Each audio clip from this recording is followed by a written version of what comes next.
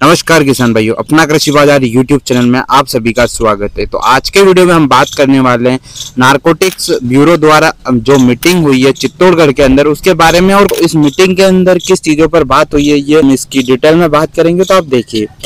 तो किसान भाइयों, इस मीटिंग के अंदर अगर हम बात करें तो मेन जो बात की गई थी वो बात थी कि अफीम की खेती हम अच्छी तरीके से कैसे करें, किस तरीके की क्वालिटी हम अपने जो बीज है वो अपने अफीम के अंदर लगा सकते हैं, किस तरीके से हम अच्छा उत्पादन पा सकते हैं, और शुरू से लेकर अंत तक हमें अपने अफीम के अंदर क्या क्या करना चाहिए, और एक किसान को जो कि लंबदार है उसको किन किन बातों का ध्यान रखना चाहिए, इन सारी बातों पर विशेष जोर दिया गया। इसके अलावा जो हमारी अन्य फसलें हैं जैसे दालें हो गई और भी कोई फसलें जो हम बोते हैं अपने खेत के अंदर, उसके बारे में भी बात किया गया।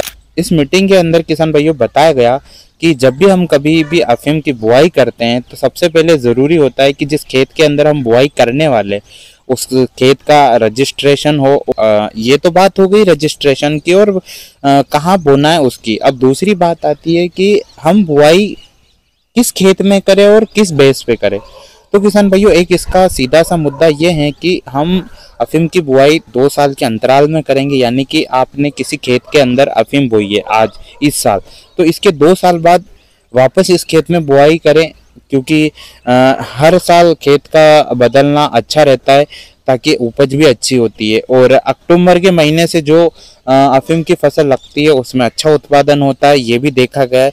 इसके अलावा हमें अपनी अफीम के अंदर गहरी जुताई करनी चाहिए, जिससे कि हमारा खेत अच्छा हो रहेगा और पहले ही हल्का हो जाएगा, हमारे अफीम की फसल के लिए सही हो जाएगा। भाइयों, बात करी गई थी कि 20 आरी खेत के अंदर हम 2 क्विंटल नीम की खली अगर हम डाल सकते हैं तो हमें डालनी चाहिए अपने खेत के अंदर, क्योंकि अच्छी उपज होगी और हमारे खेत के लिए काफ़ी लाभदायक है। तो बीच में हमारा आता है कि जब हमारी फसल 30 या 40 दिन की होने को आती है, तब हमारे फसल के अंदर काली मस्सी या कोडिया रोग आता है। तो उसका वेट ना करें कि वो कब फसल में आएगा और हम दवा का छिड़काव करें। हमें पहले ही अपनी अफीम के अंदर उसका नियंत्रण के लिए सतर्क रहना है और पहले ही हमें छिड़काव कर देना चाहिए, क्योंकि बाद में वो जो रोग है वो आने से पहले उसका समाधान हो जाए। अफीम के अंदर जितना ज़रूरी है उतना ही उर्वरक डाले, ज़्यादा भी नहीं डाले, क्योंकि उससे अफीम पर नेगेटिव प्रभाव पड़ता है।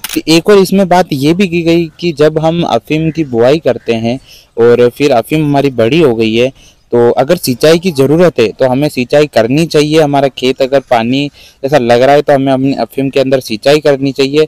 लेकिन अगर हवा चल रही है ज़्यादा तो उस समय पर हम अफीम की सिंचाई नहीं करनी चाहिए। उससे हमारी अफीम हमारे देसी भाषा में बोलते हैं आड़ी पड़ जाती है, तो वो समस्या आती है, तो उससे थोड़ा बचना चाहिए। उसके अलावा हमें जो लूने का कार्य होता है वो सुबह के टाइम ठंडे समय में करना चाहिए, हमें जल्दी उठ के करना चाहिए।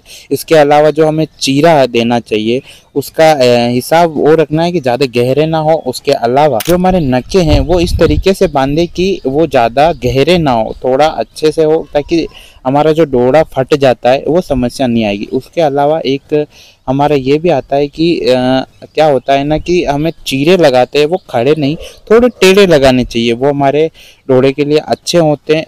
और भी काफ़ी सारी बातें जो इस मीटिंग के अंदर करी गई थी, जो मैंने डिटेल बाय डिटेल बताने की कोशिश करी है, क्योंकि मैं क्लिपें भी लगा सकता था लेकिन उसमें शायद वॉइस की प्रॉब्लम होती है, कुछ भी होती है, समझ में नहीं आता।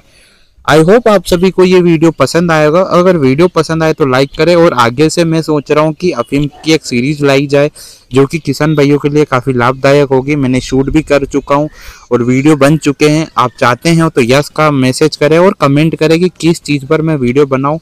ज़्यादा से ज़्यादा मैं समय देने के लिए तैयार हूँ, बस आपका सहयोग चाहिए। तो मिलते हैं अगले वीडियो में, तब तक के लिए जय हिंद।